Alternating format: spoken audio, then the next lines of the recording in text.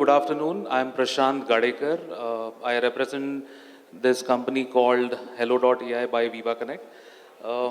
Today, we are sitting with the leaders of our industry, and as the topic suggests, which is too much data. Um, we have a lot of data. I mean, I'm sure everybody on the panel have seen a lot of data, and everyone is facing challenges how to efficiently utilize it.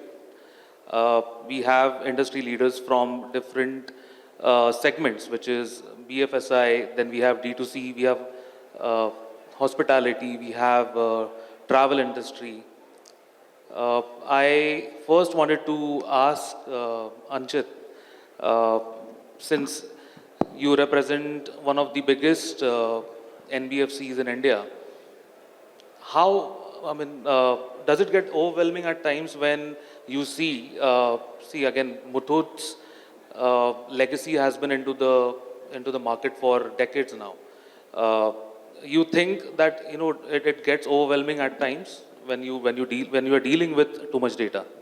Hey, thank you, Prashant, and uh, thank you, IMI, for having me here today. But I think too much data, yes, definitely, that's true for all of us. There are lots and lots of data. Specifically, when it comes to BFSI as an industry, there are regulations and compliances that we need to take care of and ensure that there is a lot of data being made available within the organization for every transaction. But I think the key there is to try and make sense of what you would want to use and what you would want to basically store for compliance. So that's where you get started with how do you try and classify your different data types. And I think that's where the magic lies. That you don't let compliance try and throttle you. You treat it as something that is a trust builder and work on the data points that you have to ensure that consumers don't feel that you're being obtrusive or intrusive into their lives, but reach out at the right points of time. So yes, a lot of magic needs to happen there. Thank you so much for that.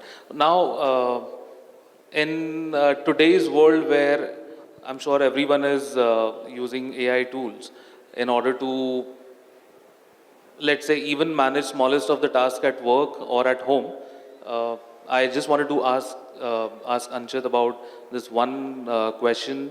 Is there any AI approach which is being adopted by Muthoot, and if that has helped?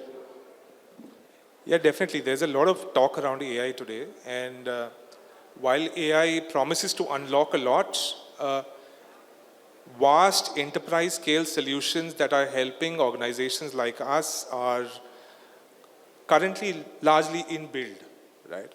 So while a lot of experiments are happening with at various points of the value chain on how AI can enable far more in terms of unlocking potential from data that is already available.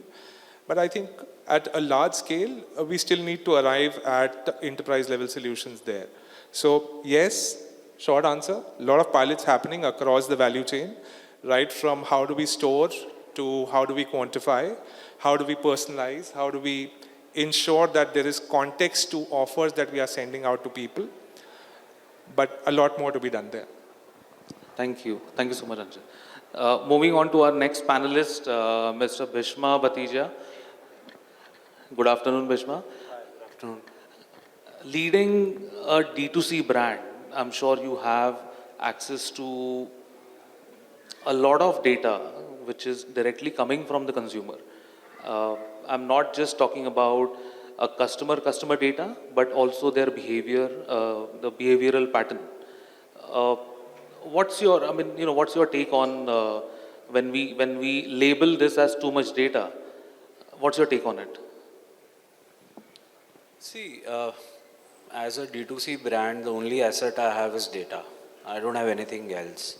And with this data, if you judicially or I would say systematically we analyze a lot of things, and with that, you get a lot of insights about your customer, as you said, customer behavior, buying behavior, user behavior, their frequency, what customers are going out, when are they coming, who are my price sensitive customers, who are my product conscious customers. Whenever I launch a new product, there is a set of customers who will definitely buy. So there are a lot of insights which we get from our data, but there's a lot of data, and it's very difficult. At times we think what to do with this much data, but as Anchit also said, with this AI thing coming up, it has become a lot more easier for us to analyze the data and a very timely action on the data. For example, say before this AI thing, we keep collecting data, and in 15 days or 7 days or 30 days, one analyst will analyze and do something, and by that time, whatever damage is done, it's done. So with this AI and new tools, SaaS-based tools, which will evolve a lot, there are very few now, we can take the action on the spot.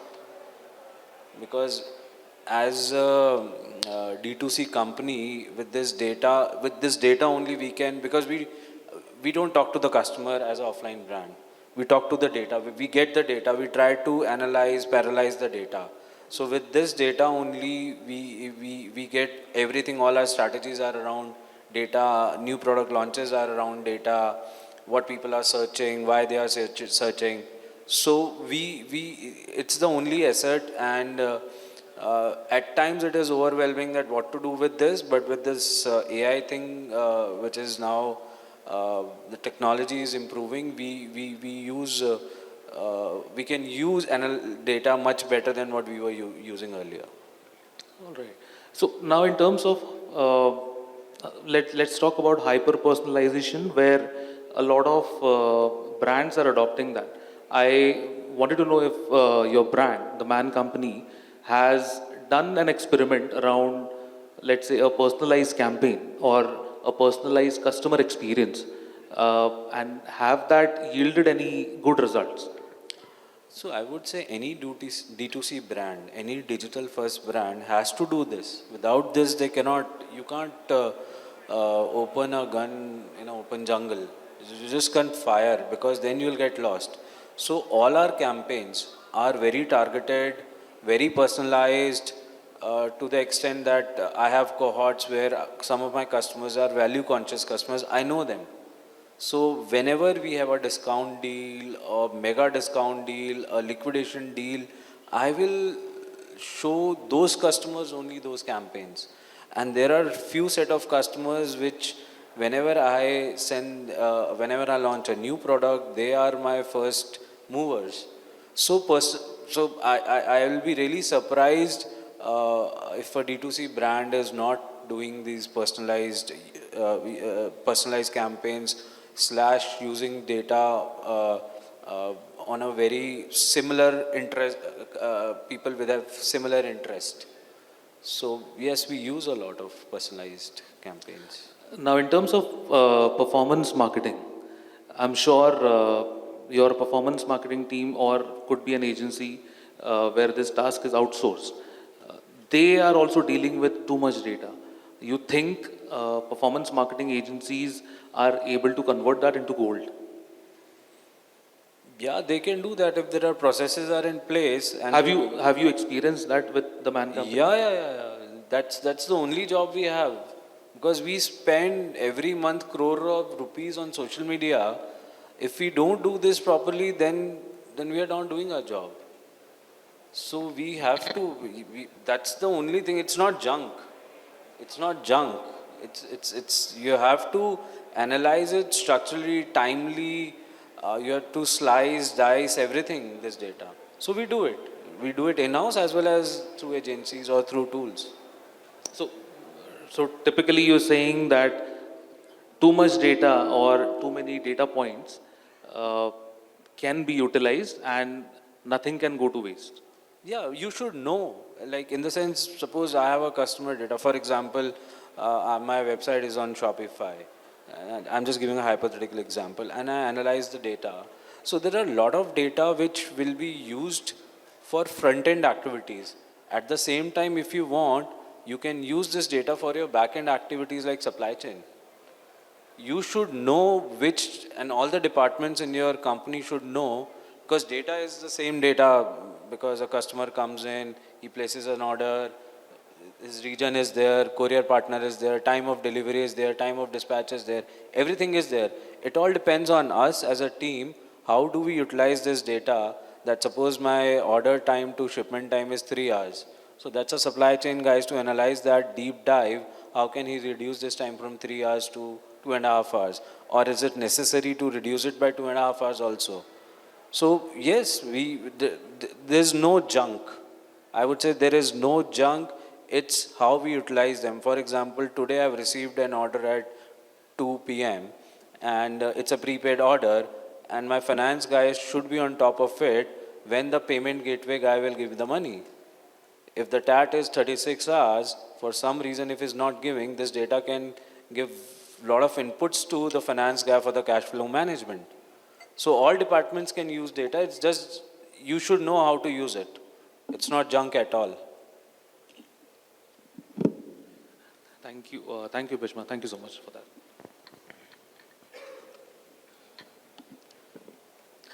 Moving on to our next panelist, Manan Bajoria. Manan, now Ixigo, again dealing with direct consumers here. I believe travel industry, the customers are intent driven, and there are so much, like there is so much competition already into the industry. I mean, when we say too much data, I wanted to know from you that typically how would Ixigo manage in order to compete with your competitors now from the data angle? Yeah, so at Ixigo, like we have millions of users. In fact, on a monthly basis, we have 80 million plus users who come onto our app and websites, right? So there's a lot of data from those users that we are collecting, whether they're looking for a flight or they're just coming to check the running status of their train and everything, right? So basis that, we actually focus, while we collect that data, we focus a lot on not just improving their conversions on the platform, but also the post-booking behavior and the post-booking experience that those users get, because that is what sort of differentiates us from our competitors, like you said, right? So if you talk about flights, for example, if you book a flight with Ixigo, we have something called a smart web check-in, and we will automatically do the check-in for you based on all the data that's already there. So you'll get the boarding pass on WhatsApp. There's no need to go to the airline site and do the manual check-in. And not just that, once your flight is closer, we'll start sending you alerts as to if your flight is running delayed, what's the check-in counter for your flight, if you need to drop your baggage, what's the terminal gate for boarding. And once your flight lands, we'll also tell you the baggage belt number on which the luggage needs to be collected, right? So we are sort of marrying all this data and then using that to enhance a customer's post-booking experience. Similarly, on the train side, we have lakhs of users who are traveling via trains every day. So we actually crowdsource that data, and we have the most accurate running status in the country because you can't really rely on IRCTC APIs for that data, right? So as soon as you book a ticket, right, and you'll start getting those alerts regarding running status of the train. If you've booked a ticket which is waitlisted, we'll start telling you as and when it gets confirmed, or if the waitlist moves up or down. And you'll also get to know the platform on which your train is coming, and we'll also set an alarm automatically for you if your station is about to come, if you're inside the train, right? So all these data across different cohorts, we are sort of collecting, and the whole job is to improve the customer experience so that it's not just about discounts that a user is coming, right? He keeps coming back to your app because he loves the product and he finds a real value add there. Now, typically, how would you, or what's your take on the comparator analysis? Now, I'm sure, let's say if I'm a user, I have a flight to catch tomorrow, I will log into Ixigo, I will check my flight options that I have. But we all are humans. I mean, we all talk about AI, but we all are humans at the end of the day, and we would want to compare. And is there a strategy that exists in Ixigo where even if a customer is lost or if a customer has moved to a different platform after a certain time, is there a way to retain that customer? Yeah, so one, we do reach out to churned users, right? We define churn as in someone who has made a booking with us in the past, but hasn't come back to our platform in the last 1 year, right? So we do reach out to those users in scenarios where, one, obviously when we are running big sale events, because then the discounts are great. And two, if we feel that there's something that the likelihood of that user coming back, like typically if that user books around Diwali period or Holi or any of the festive or summer holidays, right? So we'll try to figure out those cohorts basis the likelihood and then reach out to those cohorts via WhatsApp or digitally and try to get them back to our platform. And obviously you do tend to give higher discounts to such cohort to reduce that friction of, let's say, reinstalling the app and getting them back onto your platform. But yeah, discounts per se, while we do give from a comparative standpoint, if you're a new user, the discounts would be higher on our platform versus some of the other competitors. But for existing users, the discounts are broadly similar. Again, the theory being that we are okay to give higher discount to reduce that initial friction for a user to try out the platform. But then it's the product's job on which we focus a lot to get that user to retain and keep coming back. And how previously you very rightly said about a customer experience which Ixigo follows, wherein the customer will receive certain notifications that, okay, your flight is delayed or you will collect your luggage from so-and-so belt. You think that is something, the cost which Ixigo is bearing for that, is that something which is justified from your point of view? From the customer experience point of view? So I don't think there's a huge cost in terms of collating all this data via different APIs that is out there, right? And obviously, as you scale more and more, the operating leverage starts kicking in, right? It's not really a variable cost from that perspective. So, and if at the end of the day, it's helping you increase your retention and increase your word of mouth for your app, getting you more and more users, it's totally worth it. And see, since under Ixigo now, there are too many data points that I'm sure you're dealing with. It's not just about the customer behavior, but also the travel history, let's just call that. Now, in terms of that, would you have an AI approach which can efficiently, let's say, identify the customer behavior and then enhance the customer experience? Yeah, so there are different buckets where we're using AI very actively, right? One of the buckets is on the recommendation side, especially on the hotel side, right? So now different users, basis what kind of device you are using, what's your prior booking history on the platform. Do you book a AC versus a non-AC? Do you book a premium economy or business versus an economy, right? And what are the total spends on the platform? So we personalize the recommendations that we serve you for hotels. If you're searching or if you're going somewhere, and we'll try to cross-sell you hotels, right? So that each and every recommendation is hyper-personalized basis the past behavior for that particular user on the platform using AI, right?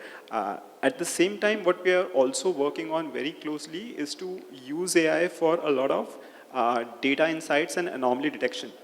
Because at our scale, when we are doing lakhs of transactions in a day, right? If there's even something in the funnel breaks, right? So it can be a huge loss, even if it's like for 15 minutes, we will lose thousands of transactions. So in that way, we have a very, very robust system that we are trying to build. It was already there, but with AI, we are making it more powerful to have that if something goes wrong, the payment page is not working, the inventory is not coming up for a particular airline, right? So we start getting these alerts automatically on Slack so that we can action on them and make sure that the funnel goes back. Thank you. Thank you so much, Manan.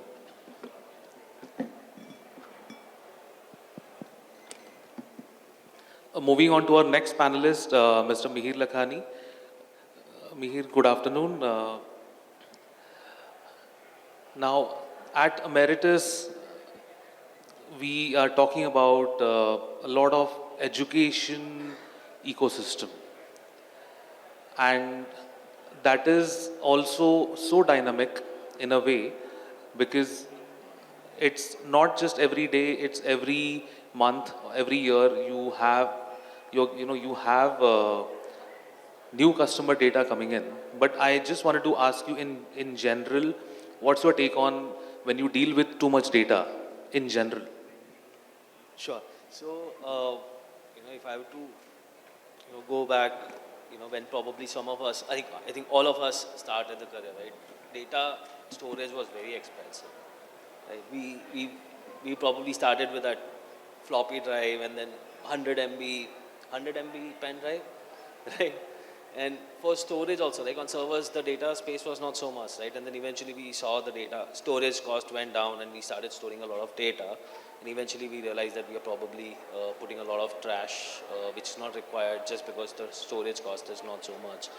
Eventually, some of us started dropping some part of the data. I think, as a marketer, data is very important. For all of us, for any business, data is very important. I think we'll have to store a lot of data and we'll have to make use of a lot of data. From educational technology standpoint, right? There are different views that different companies will have, and my company will have, right? So in terms of marketing, we have a lot of data. We do a lot of data slicing, dicing for reaching out to the right audience so that my cost of acquisition is maintained and my CAC is fine, right? But as an organization, we don't do hyper personalization. So that there are two ways to look at that, right? So one, when we do hyper personalization with that data, it's intruding into somebody's personal life to some extent, and so I'm not saying I'm not doing personalization. I'm doing personalization, but not hyper personalization, right? However, from academic standpoint, once somebody is in your system and is working with you, we have, sort of hyper personalization that we use in a lot of places, where if we see that somebody is not able to answer a certain quiz well, then, the data will come saying that, do you want to attend another lecture, right? Or do you want some help? Or why don't you redo this session or something like that, right? Because ultimately, as a business, our goal is not to enroll somebody and get them out of the system. Our goal is to ensure that we skill them, right? The actual product of an ed tech is not educational program, right? This is very, very tricky thing, right? Actual product of the ed tech company is the person who's completed that program, and when he's working somewhere utilizing that skill and what he delivers to that company, that person is the product, right? So we put efforts on personalizing that so much more. However, in terms of data, we have a lot of silos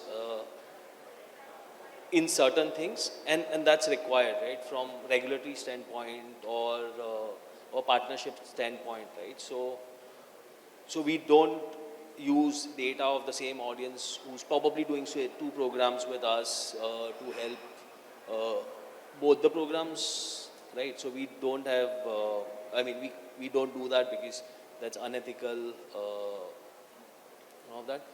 But from marketing standpoint, we'll have a lot of data analysis. What kind of audience will work for what kind of product, and we utilize that to the fullest. Thank you. Thank you so much for that. I'll move on to the next panelist, Mr. Vikram Singh from ITC. Sir, ITC being is a well-known brand name in hospitality. And plus that also being very, very sensitive when it comes to customer experience, because hospitality is again known for the value it creates or the value it delivers for customer. Is ITC also facing too much data, or that is something being managed internally in terms of hyper personalization? So I think as an industry, because we have multiple hotels in multiple cities, so there is definitely a lot of data, but historically the data was not like a unified, 1P kind of a data that we had.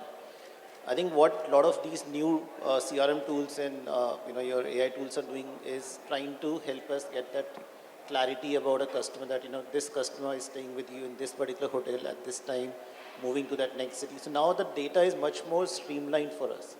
Now we know far more about a customer than what probably we used to know. If I know that as a customer, this guy is coming to my hotel and he prefers to stay in a non-smoking room, for example. So that data can now flow into other properties also. When he's staying in a different property, I can easily just upgrade him to a room which is non-smoking room. So some of those factors will really help you, in terms of giving a better experience to the customer.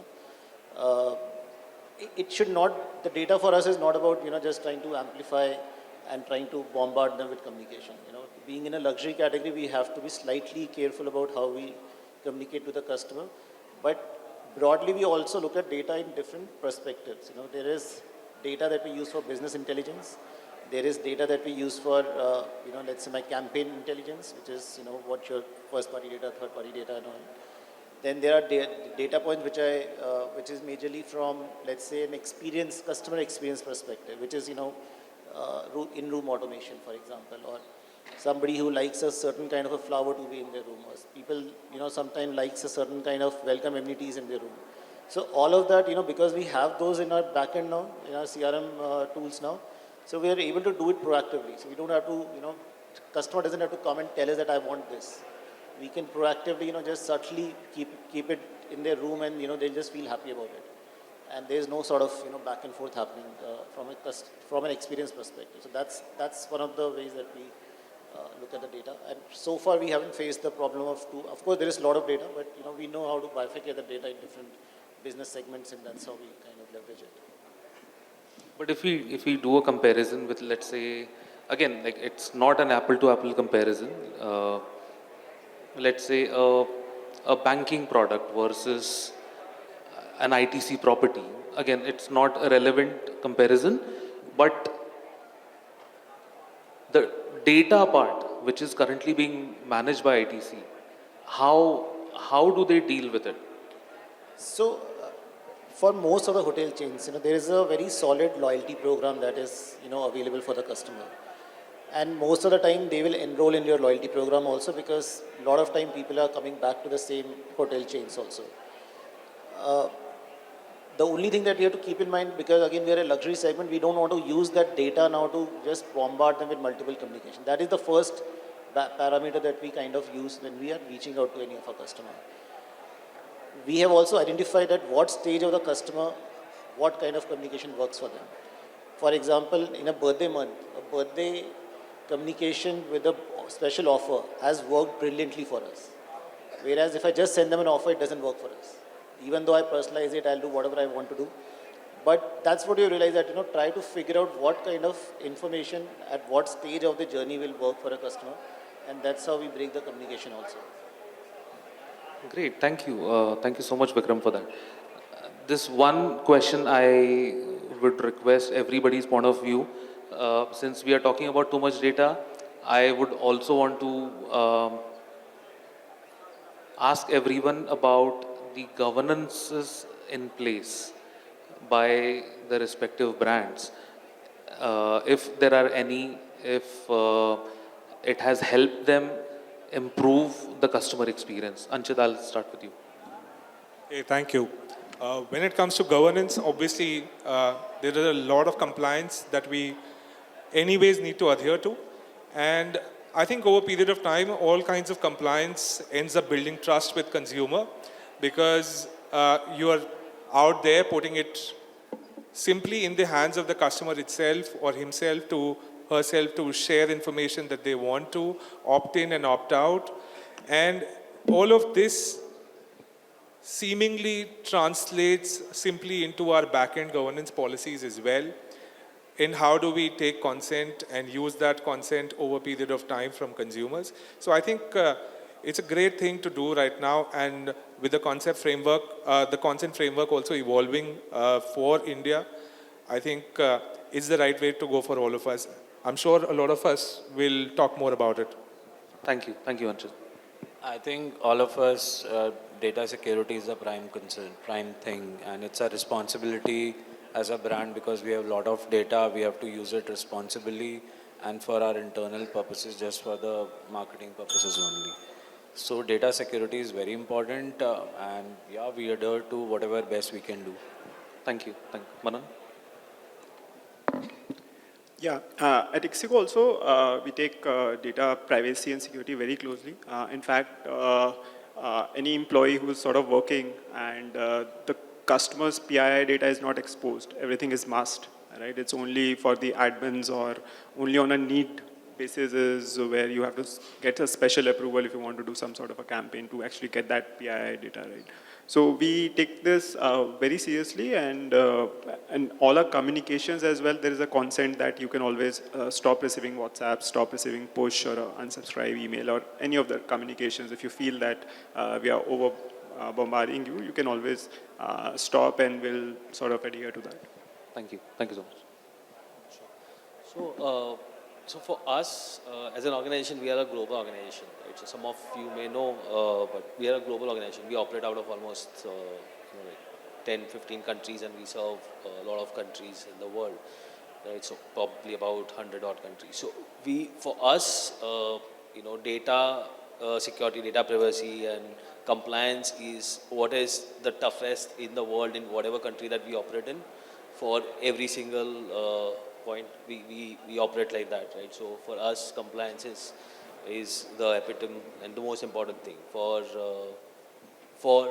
the kind of organization we are in, data is not accessible to most of the people in the format that it will be generally, otherwise.